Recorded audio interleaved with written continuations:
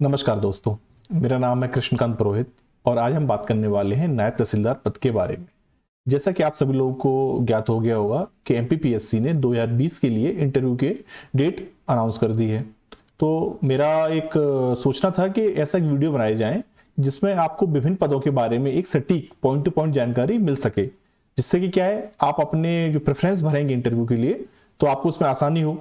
साथ में जो लोग अभी एमपीपीएससी की तैयारी स्टार्ट कर रहे हैं या जो तैयारी स्टार्ट कर चुके हैं उनको भी एक ओवरव्यू मिले कि जो मध्य प्रदेश लोक सेवा आयोग के पद हैं कि उनकी क्या रूपरेखा है, क्या पदस्थापना है, प्रमोशन कैसे हैं उनके, तो आज के बारे में जानकारी मिले। क्योंकि क्या है, ये देखने में आया है कि यूट्यूब पे या किसी अन्य ऑनलाइन माध्यमों पे इसके बारे में सटीक जानकारी उपलब्ध नहीं है। तो लोग क्या करते हैं, किसी भैया या दीदी के बोलने पर अपनी प्रेफरेंस भर लेते हैं और बाद में कई बार उनको इसमें रिग्रेट करना पड़ता है कि वो उसके बारे में अच्छे से नहीं जानते थे पद के बारे में। तो मेरी कोशिश ये रहेगी इस श्रृंखला में कि विभिन्न पदों के माध्यम के बारे में एक एक करके मैं आपको एक पूर्ण जानकारी दे सकूं, जिससे कि आप अपना निर्णय लेने में आपको सरलता हो। तो सबसे पहले तो आप इस चैनल को सब्सक्राइब कर लीजिए और वीडियो को लाइक कर दीजिएगा। मैं इसमें एक टेलीग्राम की लिंक दे दूंगा आपको डिस्क्रिप्शन में। तो अगर आपको कोई डाउट होता है, चाहे वो पीएससी की तैयारी से हो या किसी अन्य एग्जाम की तैयारी से हो मध्य प्रदेश की, तो आप अपना डाउट पूछ सकते हैं। अगर आप इंटरव्यू की तैयारी कर रहे हैं तो उसके लिए क्या क्या करना चाहिए, क्या नहीं, क्या डाउट है आपके, तो वो भी आप वहां पे ड्रॉप कर सकते हैं। तो चलिए अब शुरू करते हैं। इसको मैंने बांटा है 4 भागों में: पोस्टिंग, वर्क प्रोफाइल, पहला पोस्टिंग, दूसरा वर्क प्रोफाइल, तीसरा प्रमोशन और चौथा फैसिलिटीज। तो ये 4 बिंदु ऐसे हैं जिनसे आपको एक ओवरव्यू मिल जाएगा इस पूरे पद का, नायब तहसीलदार का। पहला, पदस्थापना यानी कि पोस्टिंग कहां पे होती है। तो जो नायब तहसीलदार होता है तो सबसे पहले ट्रेनिंग करते हैं वो। ट्रेनिंग के बाद जब अपने जिले में जाते हैं तो उनको किसी तहसील कार्यालय में एक तहसीलदार के नीचे रखा जाता है। यानी कि तहसील होगा, तहसील कार्यालय, वहां रहेगा तहसीलदार और तहसीलदार के नीचे कौन रहेगा, नायब तहसीलदार। तो तहसील एक पूरा कार्यक्षेत्र है, तहसील, और उसके नीचे क्या आता है, बहुत सारे सर्कल होते हैं जिनको हम हिंदी में बोलते हैं टप्पा। तो एक तहसील में बहुत सारे सर्कल हो सकते हैं, 1 2 3। तो वहां पे क्या है, एक नायब तहसीलदार है तो उनको 2 का चार्ज मिल जाता है, 3 का मिल जाता है। नहीं तो क्या है, किसी एक नायब तहसीलदार को 1 टप्पे का चार्ज मिल जाता है। इनका काम सेम वही होता है जो तहसीलदार करता है, लेकिन जब अपने ट्रेनिंग पीरियड में और जब तक वो तहसीलदार नहीं बन जाते तो कहां रहेंगे, वो टप्पे में या सर्कल में, तहसील के अंडर। हाँ, अगर उनको कुछ समय बाद तहसीलदार का पद रिक्त है उस क्षेत्र में तो उनको तहसीलदार का चार्ज भी मिल जाता है, तब वो कहां चले जाते हैं, सीधा तहसीलदार बन जाते हैं। प्रमोशन नहीं है, उनको चार्ज मिल जाता है तहसीलदार का प्रमोशन से पहले भी। तो डिपेंड करता है कि उस जिले में तहसीलदारों की संख्या कितनी है, कम है, ज्यादा है, आप कितने पुराने हो चुके हैं। तो ये मान के चलिए जब आप पहली बार जाएंगे तो आपको तहसीलदार के नीचे किसी टप्पे में यानी कि सर्कल में पदस्थापना मिलेगी और आपके नीचे आरआई और पटवारी काम करते हैं, जिनकी सहायता से आप विभिन्न अपने निर्णयों को एग्जीक्यूट करते हैं। दूसरा, वर्क प्रोफाइल। हम बात करते हैं कि नायब तहसीलदार का कार्य क्या होता है, काम कैसे करता है। देखिए, एक उसको मेनली देखें तो उसके 2 काम है। पहला है उसका law and order. Executive magistrate के रूप में वो लॉ एंड ऑर्डर को देखता है, यानी कि उसके क्षेत्र में अगर कोई लॉ एंड ऑर्डर सिचुएशन बन जाती है, जैसे मान लीजिए लॉ एंड ऑर्डर क्या, मान लीजिए कहीं दंगे हो गए, है ना, लड़ाई झगड़े हो गए, फसाद हो गया, वहां जाएगा, पुलिस के साथ सहयोग करता है, निर्णय लेने में एग्जीक्यूट करता है अपनी पावर्स का। उसके अलावा अगर कहीं मेला लग रहा है, भीड़ हो रही है, कोई समारोह हो रहा है, तो वहां लॉ एंड ऑर्डर सिचुएशन बन जाती है, तो वहां पे भी ये जाएगा नायब तहसीलदार। ठीक है। दूसरा क्या रहेगा, इनका कोर्ट रहता है। देखिए, नायब तहसीलदार एक्चुअली है राजस्व का अधिकारी, तो उसका मुख्य कार्य क्या है, राजस्व के मामलों को सुनना और उन पर अपना निर्णय देना।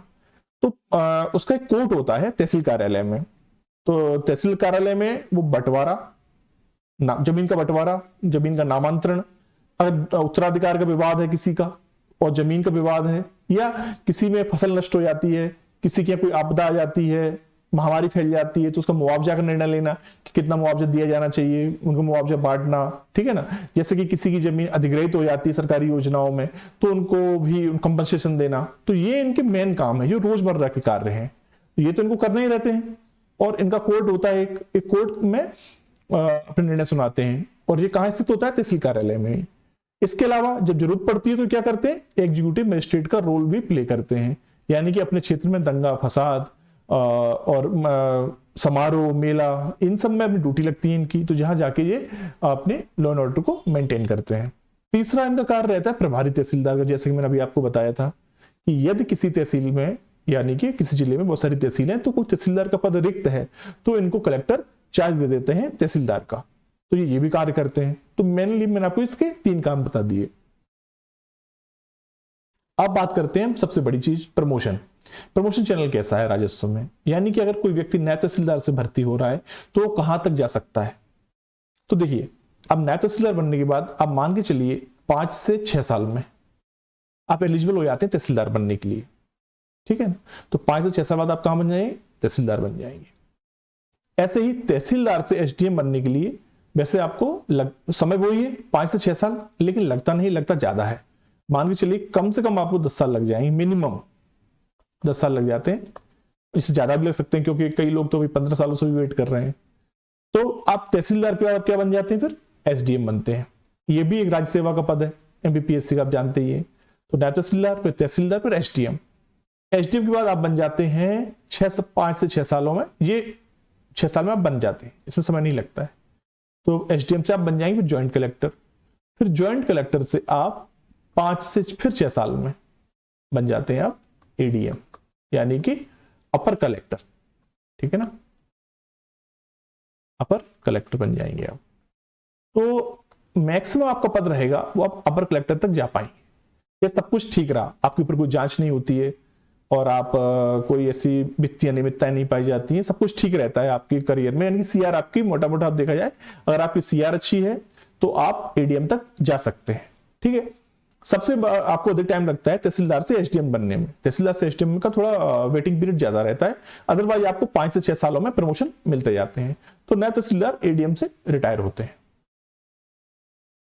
इसके बाद फैसिलिटीज क्या मिलती हैं? तो नायब तहसीलदार को क्या है, एक तो 3600 ग्रेड पे का पद है, ये आपको नोटिफिकेशन में देख ही लिया होगा, तो उनका वेतन मिलता है। उसके बाद क्वार्टर, आपके तहसील कार्यालय में आपको एक क्वार्टर अलॉट हो जाता है, ये 2 या 3 कमरे का रहता है, तो वहां पे आपको एक क्वार्टर मिल जाएगा। जो बेसिक फैसिलिटीज है वो आपको इसमें मिलेगी। इसके अलावा व्हीकल, अब देखिए कई लोगों का प्रश्न रहता है कि क्या नायब तहसीलदार को गाड़ी मिलती है, नहीं मिलती है? गाड़ी अवेलेबिलिटी पर डिपेंड करती है, यदि आपके क्षेत्र में गाड़ी अवेलेबल है तो आपको वहां मिल जाएगी, लेकिन कंपलसरी नहीं है। कई बार देखा जाता है कि नायब तहसीलदार को गाड़ी नहीं भी मिलती है, हाँ, लेकिन अगर वो प्रभारी तहसीलदार होता है तो उनको गाड़ी निश्चित रूप से मिलती है। तो मान के चलिए कि 70% केस में आपको गाड़ी मिल जाएगी, और 30% ऐसा आपका लक अच्छा नहीं है तो नहीं भी मिल सकती है। तो ये उसकी बेसिक फैसिलिटीज हैं जो मैंने आपको बताई।